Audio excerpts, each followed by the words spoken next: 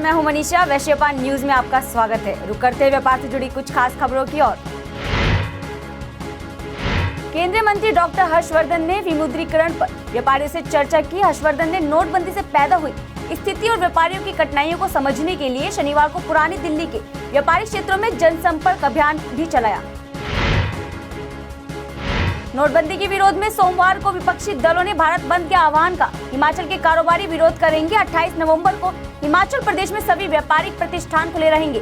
वहीं सभी जिलों के व्यापार मंडल पदाधिकारियों ने बैठक कर भारत बंद का समर्थन नहीं करने का फैसला लिया है। नोटबंदी के बाद से जनधन खातों में अब तक 64,250 करोड़ रुपए कराए गए जमा। यूपी के जनधन खातों में 10,670 करोड़ रुपए जमा कर रहा टॉप पर। वहीं प्रधानमंत्री जनधन खातों के तहत सबसे ज्यादा 25.58 करोड़ बैंक अकाउंट्स खोले गए थे। हरियाणा के मुख्यमंत्री मनोहर लाल खट्टर ने तावड़ू कस्बा क्षेत्र के गांव बिस्सर अकबरपुर में पहुंचकर कामधेनु आरोग्य संस्थान का शिलान्यास किया। वहीं इस मौके पर केंद्रीय राज्य मंत्री राव इंद्रजीत सिंह और कामधेनु आरोग्य संस्थान के संस्थापक चेयरमैन एसपी गुप्ता भी मौजूद थे।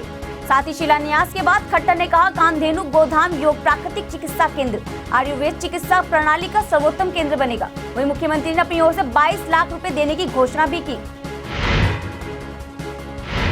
पूर्व प्रधानमंत्री और देश में आर्थिक सुधारों के अगुवा मनमोहन सिंह ने कहा, आर्थिक वृद्धि दर को 7 या 7.5% बनाए रखने के लिए विशेषकर बुनियादी ढांचे में निवेश बढ़ाने और विदेश व्यापार में नई जान फूंकने की जरूरत है। रतन टाटा का बड़ा बयान, नोटबंदी आर्थिक सुधारों के लिए अहम है। टाटा ने ट्विटर पर लिखा है कि सरकार की नोटबंदी के साहसिक और क्रियान्वयन को देश के समर्थन की जरूरत है। साथ ही आगे लिखा कि नोटबंदी भारत के इतिहास में किए गए 3 सबसे महत्वपूर्ण आर्थिक सुधारों में से एक है।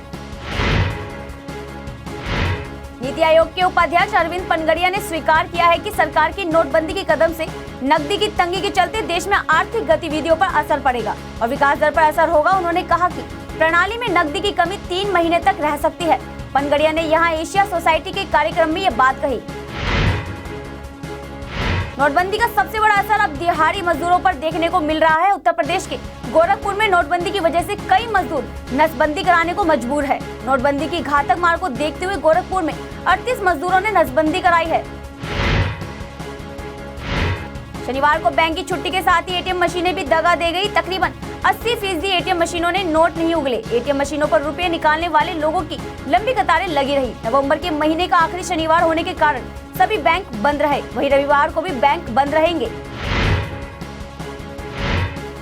दिल्ली सरकार ने मजदूरों को बैंकिंग प्रणाली से जोड़ने और सुगम बनाने और उन्हें समय से मजदूरी का भुगतान सुनिश्चित करने के लिए बैंक खाते खोलने के लिए शहर भर में 67 शिविर लगाए। वहीं इससे पहले दिल्ली के 11 जिलों के जिलाधिकारियों ने इन शिविरों का स्थान और तौर तरीके तय करने के लिए बैंकों के जिला प्रबंधकों और श्रम विभाग के अधिकारियों के साथ बैठक की थी।